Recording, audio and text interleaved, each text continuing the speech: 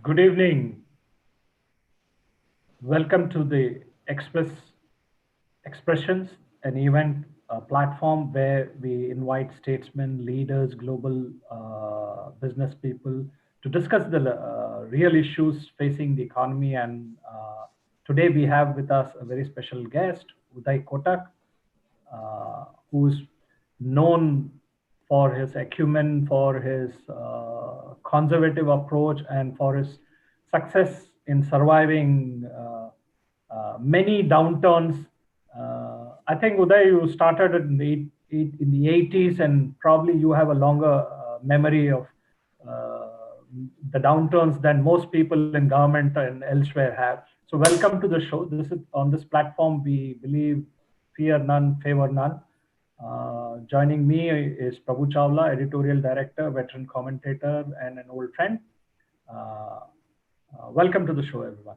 Uh, how does the world look as we lift from the lockdown, Uday? You are an investor, and in your bank and other enterprises, you have global investors. So, what's your global perspective of what's happening, and how are global investors looking at India? Yeah. Thank you, Shankkar and Prabhu, and happy to be with you on this channel. I do believe that what we are seeing is unprecedented times, something which most of us have not seen in our lives. And this is a once in 100-year event. So the real issue today is we are in a challenge, which is a health and a science challenge, and we are trying to deal with it from an economic and a financial lens. And that is where this is unique in its nature. It is not like the global financial crisis, which was a excessive financial leverage issue. Similarly, the past challenges which we have seen have been linked somewhere to the economy. But this is coming out of a completely different place. And we have actually, therefore, at this stage, the whole COVID situation, there is no cure at this stage, and the vaccine seems far away. Secondly, lockdowns may have been necessary at a point of time, but getting out of the lockdown is not easy. It is complicated, and the economic costs of the lockdown are exponential. And therefore, in this context, when we look at the world has done what it always needs to do, which is at a situation like this, flood the entire system with huge liquidity. The size of liquidity which has been flooded around the world is much bigger than the global financial crisis. This is like the classic throwing money at the problem, since we don't know a core solution. Therefore, in many ways, people are beginning to ask the question, are the economy and the markets on different planets? And I believe that there is a issue there. The markets seem to be saying that we are looking at longer term. Earnings for 2020-21 may be a washout, but we believe in the medium term there will be a solution. So we are looking at earnings of 22 and 23, which is why the markets have been better. On the other hand, I think the economic reality is a much bigger challenge. And therefore, India is also seeing similar dichotomy in a way between what is the perception of the economy in the short run versus how the markets seem to be responding. Uday, most people have the view that the data shows India doing better than most countries, reference to comparable to population size and issues like that. You're in Bombay or Mumbai, and Mumbai and where Prabhu is Delhi have been hotspots for quite some time. India is occupying the fourth place. Are you satisfied with the way the governments have dealt with the pandemic? The what in terms of when we say that economy has to open up, lockdowns have been lifted. The critical thing is how we are containing the spread of the disease. So, from your standpoint, have state governments done enough? What more would you like to see done? Yeah, Shankkar, a very relevant question. And in that context, when I took charge as CII president, one of the first things we did is to build a theme for the year. So the theme which we have gone out with is building India for a new world, lives, livelihood, growth. And the first point within the theme, we've got a 10-point agenda within the theme. The first point within the theme is protecting lives and livelihoods. And this is where the challenge is, how do we ensure that we are protecting lives from the virus? At the same time, we are protecting lives from the loss of livelihood and the risk around that. So both of these are causing significant losses to lives. And how do we do an appropriate balancing between two separate forces, virus versus livelihood? And my personal view is, at this point of time, whether it's governments, whether it is each of us as citizens, we must do whatever it takes to handle protection of lives and livelihoods both. And it is a delicate tightrope walking. So that is my view on agenda number one. Agenda number two, which we have put right at the top after that, is the importance of healthcare. And one of the challenges India is facing is we have the lowest, amongst many countries, the lowest healthcare spend as a percentage of GDP. Our spend is 1.3% of GDP. The US spends 14%. Germany spends 10%. China, which is 4 times our size, spends 3%. Therefore, India, over the years, and this is for last 30, 40, 50 years, every year felt that it did not have the money to spend for healthcare and always has consistently underspent, and we are at this level. Therefore, our view is medium-term spend on healthcare should be India's number one priority, and this crisis must get us in that direction. And I would consider that as the top priority for the nation above everything else. Is there a problem today? The answer is yes. The underinvestment in healthcare over the years is showing up. Along with this, Sorry. It's a fair point. I mean, the underinvestment in healthcare. But, investments in education, healthcare have suffered for years and decades, at least. In my new book, The Gated Republic, I discuss these segments and how there has been underinvestment. But Prabhu will sort of validate this, that underinvestment in healthcare is not seen as politically profitable. Worse, it is not electorally damaging either. Do you think, a pandemic of this size and economic loss will change the mindset of the politicians and the regimes? See, Shankkar, Prabhu I'm going to add there. The question is underinvestment. I understand where you're coming from. Underinvestment by whom? By the public agencies or by the private sector? Because private sector also looks at the health sector as a profit venture. Because what is happening now, you must be seeing stories every day, how much they charge from every COVID patient, how much extra they charge for a crossing tablet they give. The question, underinvestment in healthcare, now corporate world is talking about it. Dr. Reddy was the first person who started private insurance for Medicare in 1980s at that time. But after that, even the insurance is becoming very expensive, because when you go to the hospital, there are hardly any hospital to accept your policy, because your high cost insurance private policies have come. Insurance sector has been opened for the private sector, but has not made it competitive or better. But I'm going to a different point of view, which you are talking about. There's a joint responsibility of the corporate sector as well as the government to come together and take care of both lives and livelihood. My only question, which everybody is talking about it, all big corporates, from most of them are in Mumbai, they own about thousands and thousands of acres of land all over the country. There are empty spaces of land, and there are empty spaces of land within the business houses, also factory. Why none of them has come forward? Okay, we set up a 1,000 bed inside our premises and keep them there in the labor. None of the industries have come back. They are very jumping with each other, competing with each other, giving money to the Prime Minister Care Fund, 100 crore by somebody, 50 crore by somebody, 5 by somebody.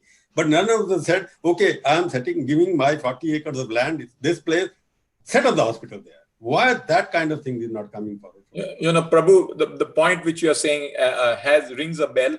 But here is my point. When we are looking at ultimately the development of India, we need to ensure that, number one, we have a policy framework which is creating the right conduct, behavior, and incentives for getting the outcomes we want. Two, there are some areas where public health requires the state to step in and spend come what may. And the third, and I think that is also an important point, the point which you made, and I am a believer that private sector has to build a lot more trust. And it's a fundamental issue where I believe that we need to really focus on building trust as private sector and as a healthcare provider so that people feel comfortable that I will add something else, which I said the other day also. Because government and everybody has done enough to incentivize the corporate sector in terms of fiscal policies, the tax concession from 1991 when the reform process started till today. Corporate sectors have been on the receiving end of everything benefit which comes there.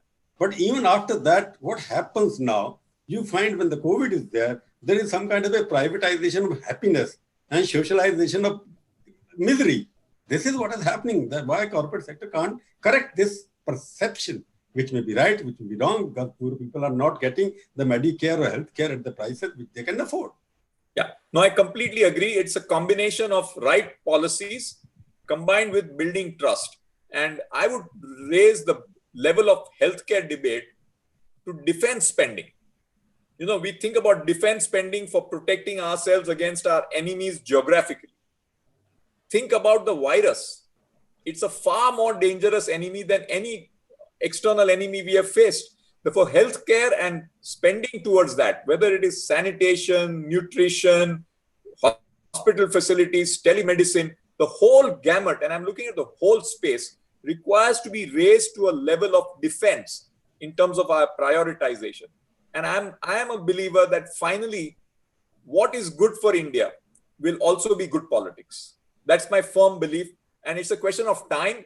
And my view is we need to look at this in a medium-term horizon. Therefore, whether it's politics, whether it is economics, finally, we must get a synergy between both to create what is right for India. India above everything else. That's how I look at the world. Stepping into the nitty-gritty of the economy, Uday, yesterday the Supreme Court was hearing a petition on whether on the moratorium that people who have bought houses or taken loans for automobiles or companies, you know, the moratorium of 6 months for the loans are there, and whether there will be an interest charge or not. But the larger question really is what happens after the moratorium? And I want to sort of ask you this both as a CII president and somebody who understands the mechanics of the financial sector well. And not many people may know that you started your business at the granular level in bill discounting with the small traders. So you know the small businesses, you know the khata wahi system, all those things. Is the financial sector strong enough for savers to trust their money with banks and NBFCs and mutual funds? And is this financial sector strong enough to serve the interests of the small businessmen? The big people like Reliance and all can always find a Zuckerberg to pump equity to, but the medium and small enterprises, they are the ones. So what's your view of what needs to be done in the financial sector? How strong is the financial sector or how weak is it? No, I think, Shankkar, the financial sector is fragile. And it has been for a while. And the COVID is another shock which has come. Therefore, my personal view is that if you take the overall banking sector, say 100 lakh crores is the total loan book of the banking sector. The banking sector capital against that is 11 to 12 lakh crores. Even if there's a 4 to 5% loss ratio which comes because of this, it wipes out 40% of banking sector capital. Therefore, one of the most important things is going to be significant need of capital in the banking sector, which is going to come. And I think we are also at this important juncture where if you look at the different segments of the financial sector, which is public sector banks, private sector banks, NBFCs, we really need to reimagine that how is it that we will get to a world-class financial sector and where there is an ability to manage risks properly.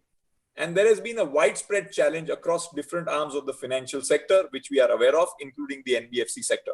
But the time has come for us to ask the tough questions and significant introspection as a country, both at, of course, at the media level, practitioners level, regulators level, and the government level, to ask the very difficult questions. What is it that we need to do?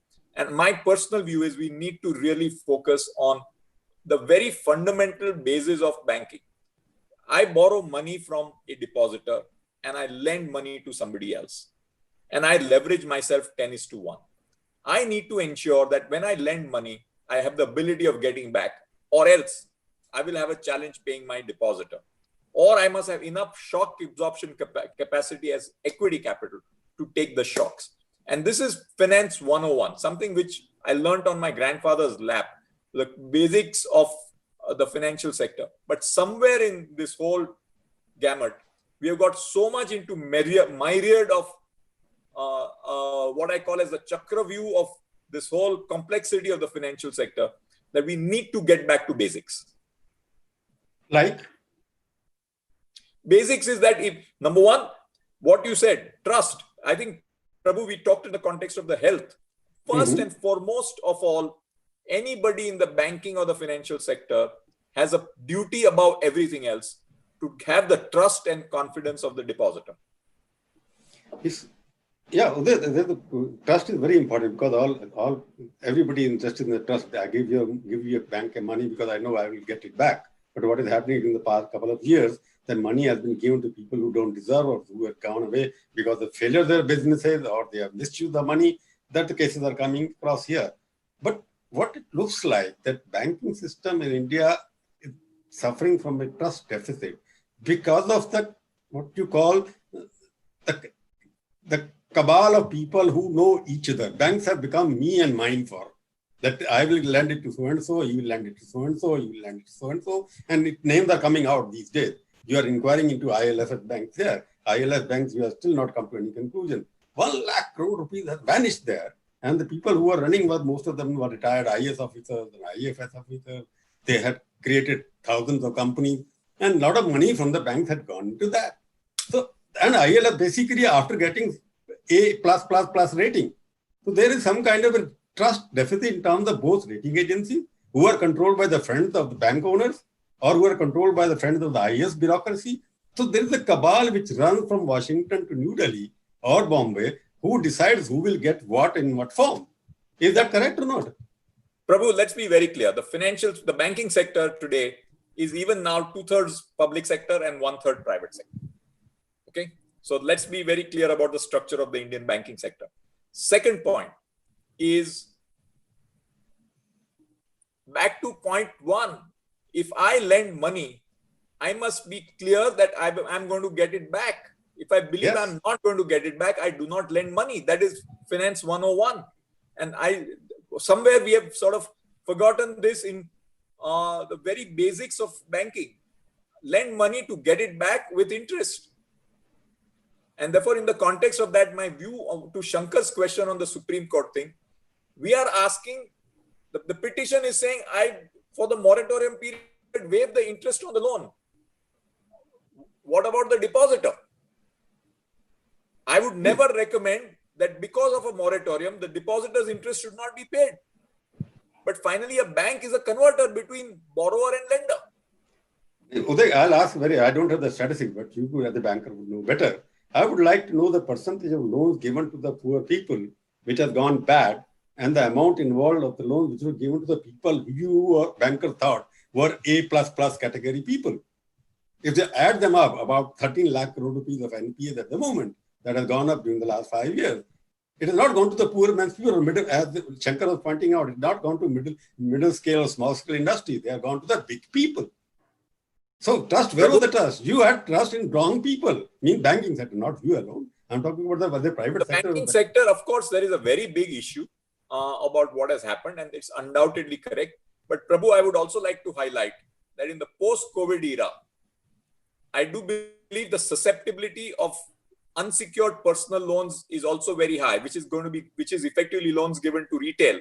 And that loan book will also be coming under significant pressure in the post-COVID era. And I also wanted to highlight in that context, which was mentioned about MSME. And on MSME, I must say that the government has come out with a very good scheme with a guarantee by the government up to 3 lakh crores, which we as banks can lend. And the government of India has guaranteed that money in case the borrower doesn't pay. So that's a huge protection to the MSME sector.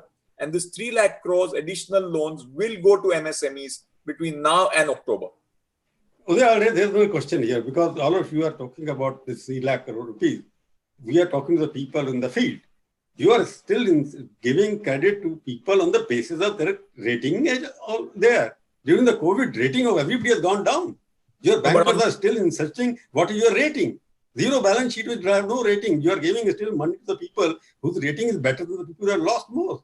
Why this rating scam is going on in this country? Because people are giving loan. Why external people should decide? You know Prabhu Chawla is credit worthy, right? But still you want somebody Kira or somebody satisfied. Okay, Prabhu Chawla has got A+, play A+. Prabhu, there are two fiduciary entities who have come under serious scrutiny in the last many years, and across different institutions who have had trouble and who have got into trouble. And the two fiduciary entities are the auditors and the rating agencies. And we have to ask the tough questions about the accountability of these two fiduciaries, basis which, as the Prime Minister has rightly said, it is the auditor's signature on the basis of which we trust that company. Now, if that auditor's signature is a problem, there is an issue. Same thing with rating agencies. If rating agencies' ratings are wrong, there is a problem because people trust that rating. And you're absolutely right. Time has come for going back to fundamentals, beyond ratings, beyond credit. Corporate sector is still depending on them. All the chartered accountant companies who are under scanner now, they are getting the most of the work even from the government and from the corporate sector even now. Rating agencies, the fear is that rating agencies and chartered accountant agencies are now being controlled by people who are not in favor of India's interest. They are controlled by people who are sitting outside country. They decide who will get what. It's a cabal. There's a coalition of people. What don't you think that these rating agencies who have got foreign domination in terms of ownership, they should be banned for auditing and recommending ratings to our Indian companies? Moody's is reducing India's rating. They don't reduce the rating of Japan, which was 280% of the GDP. They don't reduce the rating of US, which deficit is much higher than us. And our deficit goes from 3 to 3.5%. All the rating agents jump from the roof and all of the corporate leaders start shouting against the government. See, Prabhu, one thing is clear, and I've accepted that as a reality. The world is not a level playing field. And if we are dependent on global funds, which we are, with $250 billion of FPI money, with most borrowers having significant foreign currency debt, these people will have a role, and India is not a reserve currency. So we must accept our reality. But you must be blackmailed, basically. But we must get stronger. Because they have invested in your company, not your company, in the Indian companies. Therefore, they can decide whatever you want to do. You give more rate of interest. You don't allow the government to spend public money, public expenditure. You don't allow them to borrow. Now, what is happening? GST will now borrow money from the public, not the government of India, because deficit will go up. Moody's will decide what Indian fiscal policy will be, or whether Modi will decide. No, I think my view is that, my view is rating is a view. Therefore, if we are strong, for example, Moody's rating downgrade has not affected India so far. But if you read the rating rationale, and I'm just trying to be pretty objective on this, the rating rationale says that they are concerned about medium-term growth rate of India, not just this year's drop. And therefore, the question, Prabhu, we need to ask ourselves that as a Atmanirbhar Bharat, what is it that we need to do to get stronger as a country? And that is in our hands. We must make ourselves stronger. So that's a good segue to sort of get you into what CII and Uday Kotak, singularly and plurally, want to be done in terms of where we are. There are two questions in how the government plans its expenditure, manages it. So I always say this, and Lalit Mohan Thapar had a very good explanation for why corporates give 9 out of 10 and 10 out of 10 after every budget, even though privately they are very upset about it. And he pointed to a cupboard behind him and he said, see that's a cupboard and everybody has cupboards. So I always remember that and don't pursue that line of conversation. But I think a genuine assessment of how the government manages finances should be done by transparently and openly by the corporate sector. I mean, in 2014, Arun Jaitley's budget announced for an expenditure management commission. Vimal Jalan was the author of that report. Nobody has heard about that. In 2016, there was a labor reforms code introduced. None of the states picked it up. In 2018, farmers were allowed to form collectives and enterprises. No state followed it up. In 2016, Venkaiah Naidu asked for census towns to be converted into urban centers. No state did it. Now, these are all aspects which affect growth, which affect policies. That is one aspect of it. How India sort of funds its economic growth, and if the 101 of economic management is transparency. So, not paying bills of MSMEs, not paying bills of power producers, not paying subsidies to FCI, and as Prabhu said, now GST, borrowing, left, right. I mean, aren't these things that come into the conversation of industry chambers, not specifically CII, but all others and the government? Shouldn't it be pointed out that, let's clean up this? Shankkar, here is my view about what we need to do at the current time, which is the COVID time.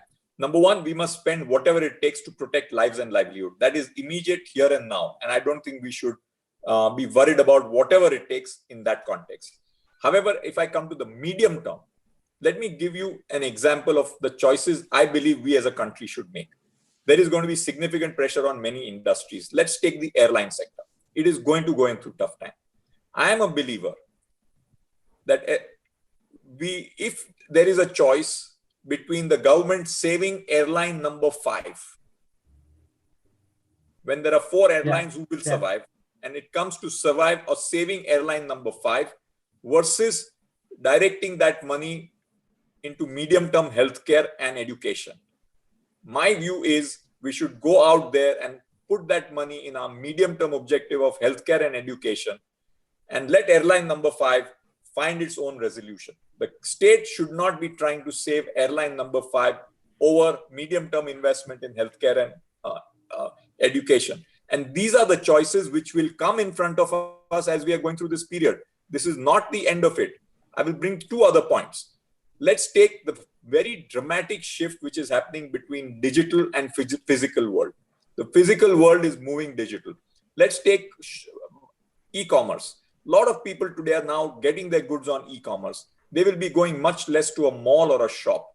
Therefore, what happens to the jobs at the malls and the shops? They will be under pressure. But this is a reality. This is not government of India, you or me. It is a consumer voting on her feet. So if the consumer is making that choice, we should be ready to live with that reality. But there is the other side of the coin. What happens to the future of jobs? And I am a believer that time has come for safety nets and social security. The state has to create. The state has to focus on things like healthcare, education, creation of safety nets, and get out of business, including public sector companies. And the reason why I feel they should get out of public sector companies is because you will need money to focus on the medium term. And very often I hear, oh, the price is too low right now. It will get better at a future date.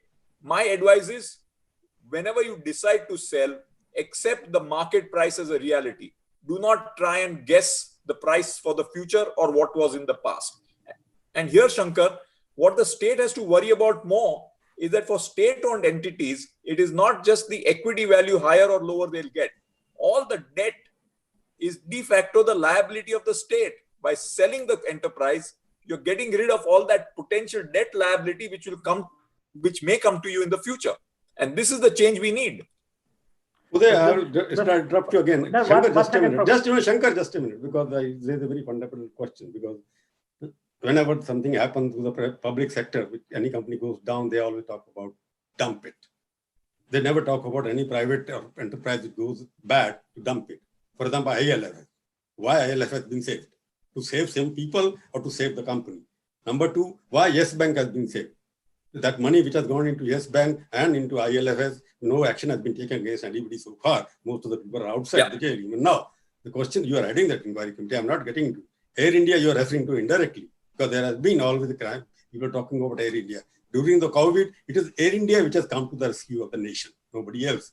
In fact, they were not, I will charge the government for not allowing Air India to lease the aircraft and bring much more money. During COVID period, Air India could have made profit for 1,000 crore rupees for survival. But nobody looking at it, nobody suggesting it. Why Air India is not using enough planes to bring the people back if they're not allowing in the areas? Why this all, like for example, our own BSNL and MTNL going down, but you are still giving some kind of relaxation to all the private telecom companies pay after 20 years. Why can't BSNL do the same thing? Why you guys are always talking about private? Very good point. First, when I said airline number 5, I was not referring to Air India. You're referring to some airline? Some airline, other than Air India, all others are private.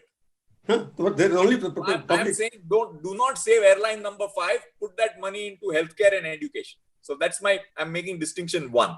Prabhu's distinction 2, very big distinction between ILFS and Yes Bank. In the case of ILFS, the government of India refused to put any money either from LIC or State Bank of India or from the government of India. They appointed a new board but put in zero new equity capital. Therefore, in ILFS case, government of India actually took the call that we are ready not to put any money, and whatever is the consequence out of resolution, the creditors will bear the loss. In the case of Yes Bank, a consortium led by State Bank of India, who took 49%, put in new equity capital. Therefore, in the case of Yes Bank, SBI Bank money is going, this public money, my money, which is going into a scam tainted ILF. Why should they spend it there? Let them spend in the health sector. No, open more hospitals. State Bank and a consortium of private sector banks put correct. The question is money.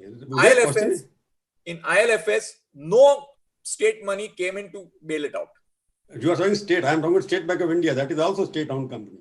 No, but State Bank of India also did not put any new money in ILFS when it went down. They converted their debt, which was not being recovered. That must have been converted into equity. That is what you are saying. No, there is no equity left in ILFS. Correct. It is gone there. No, everything has gone. So obviously everything is gone because whosoever money was there, it has gone. That was depositors' money ultimately has gone, and nobody hasn't been held accountable so far. No, but I think there is some serious investigation going on. A few people are also behind the bars in the case of ILFS. So all that is happening. Shankkar. Yeah. So you mentioned about need to sort of take the call at a time, and this is Finance 101, and I don't know whether government is sort of updating the knowledge of the bureaucracy on Finance 101. LIC policyholders' money was used to bail out IDBI because they kept saying that IDBI should not be sold because we are not getting the perfect price, and nobody in government understands or tries to understand, or it's probably politically not profitable to understand net present value, which is take the money now and run with it. But all of this is sort of what I call the BC of Indian economy before Corona. Now, after distancing, AD is a separate story. So, yeah. The budget that was passed in February 2020, there is very little meaning in the budget left because you don't know what is the deficit, you don't know what's the borrowing. Why has there been any conversation between the chambers, between you and the government and other people who advise the government as to, isn't it time that you sort of accepted what was what and actually presented a new budget? After all, when a new government comes in, sometimes in June and July, you present a new budget. Isn't it time to sort of accept the new reality and present a new accounting picture? See, Shankkar, the fact of the matter is, even today, the impact of the virus, how much more, how much longer, how will this pandemic play out? Frankly, nobody knows. Is this a next 2 month problem? Will there be a second round? Will there be a need for, hopefully not, but God willing, no. But will there be a need for another lockdown? We don't know. Therefore, what do you estimate and budget in a pandemic which is completely a moving target and a mutating target? Therefore, it's a very dangerous thing. We will have to live on our feet. We'll have to think for the present. We have to manage the fact that our fiscal deficit will be higher. Our estimate is center plus state fiscal deficit, which was done in February. Center plus state was 6.5%. We are probably somewhere between 11 to 12% already between lower revenues and the package. And a 5 percentage point difference in fiscal deficit is a loss additionally of 10 lakh crores. India's economy is 200 lakh crores. A 5% additional deficit between center and states is basically the states have lost 10 lakh crores additionally. Uday, So how do you raise this money? Sorry, Prabhu, 1 second. How do you raise this money? Why is it the government shying of raising money, floating bonds abroad, the research in India? Is that it's waiting for something to happen, or is it a shyness of the rating? On this 10 lakh crores, obviously there is higher borrowing program which the government has announced for some part of it. And the second part, my view, will be indirectly monetized in terms of the government selling their bonds to the market and RBI doing open market operations to buy those bonds. Therefore, monetization of the deficit will be a part by which this will be financed. So essentially, monetization is a different way of saying printing money. Mm-hmm. But why can't they go for monetization, excess monetization? Give the money in the hands of people and they will ultimately create demand. The problem is you're suffering from demand at the moment.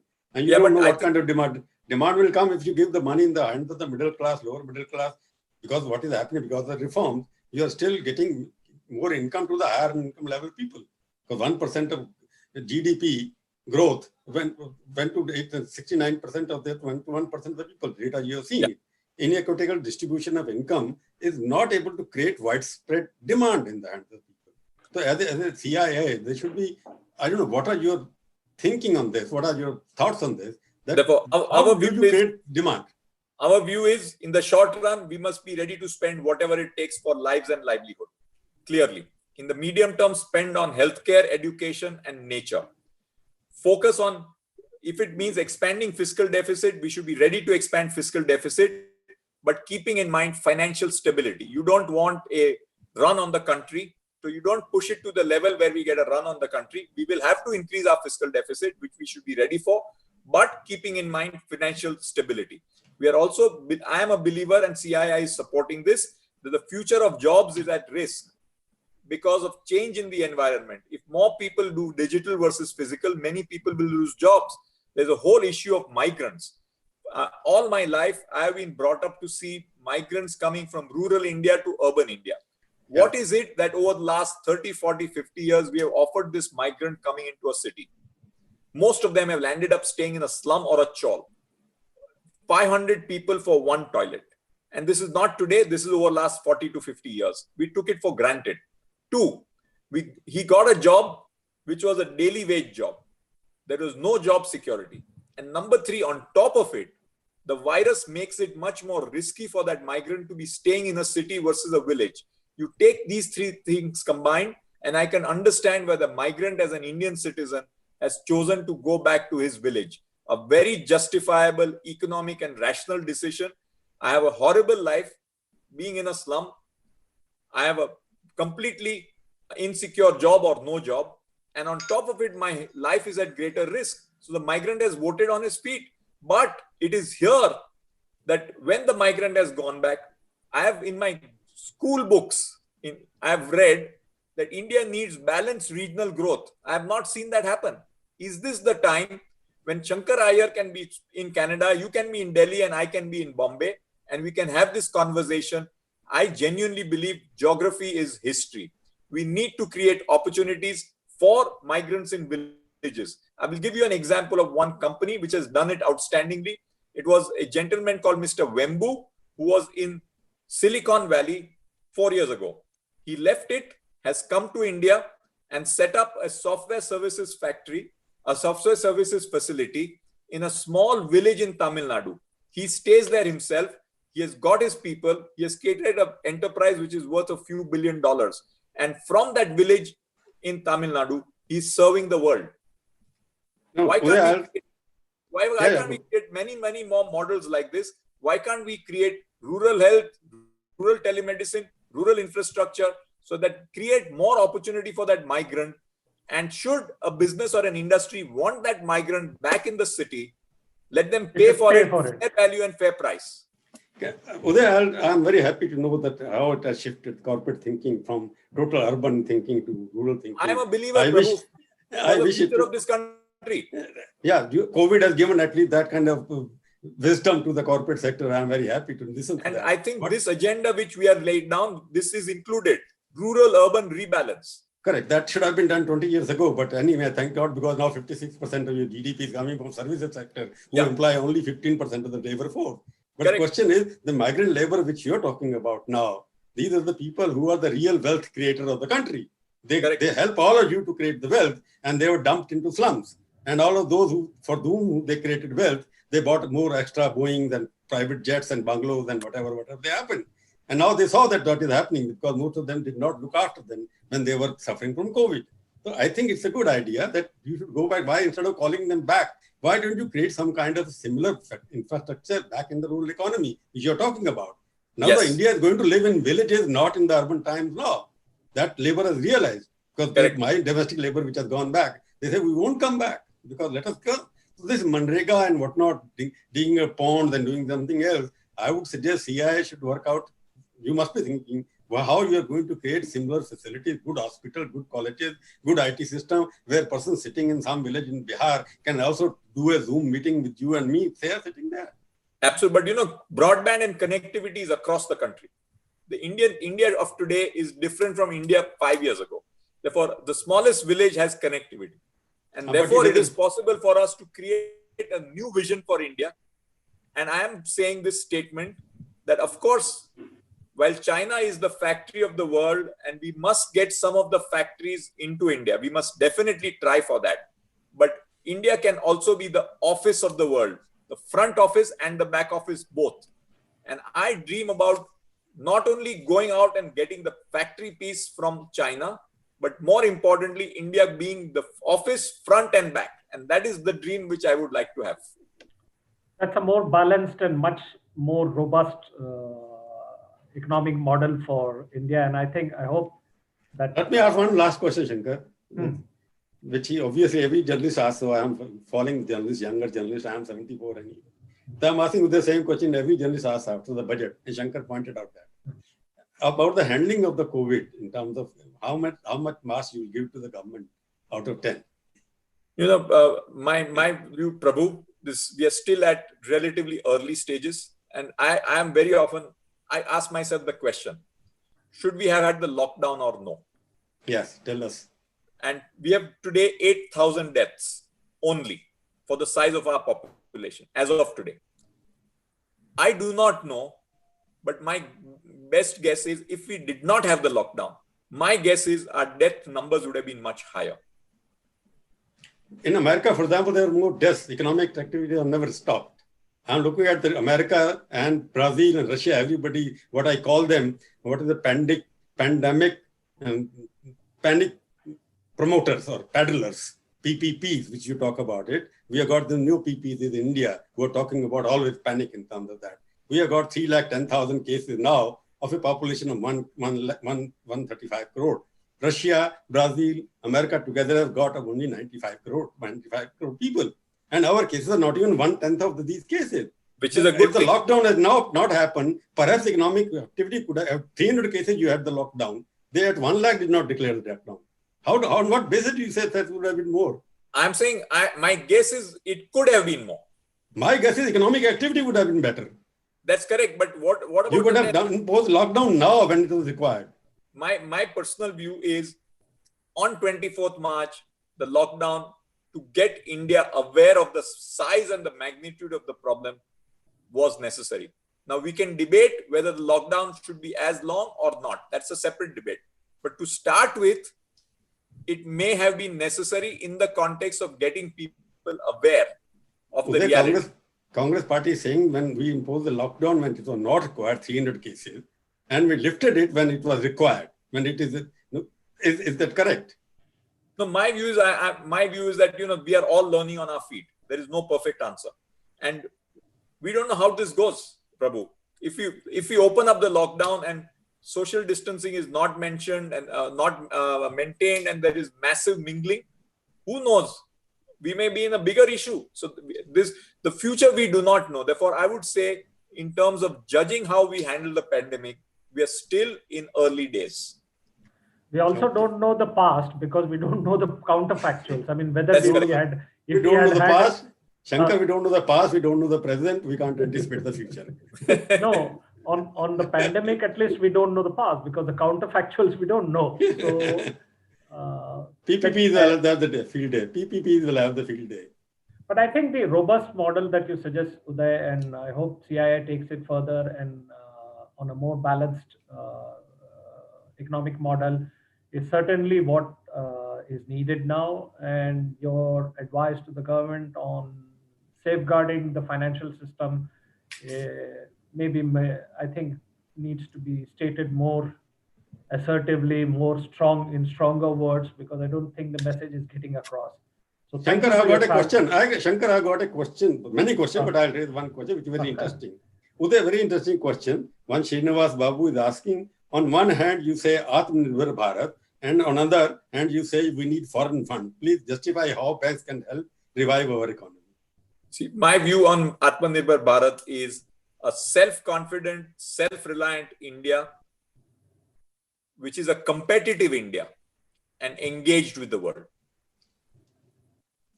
That is Modi's slogan of Make in India for the rest of the world.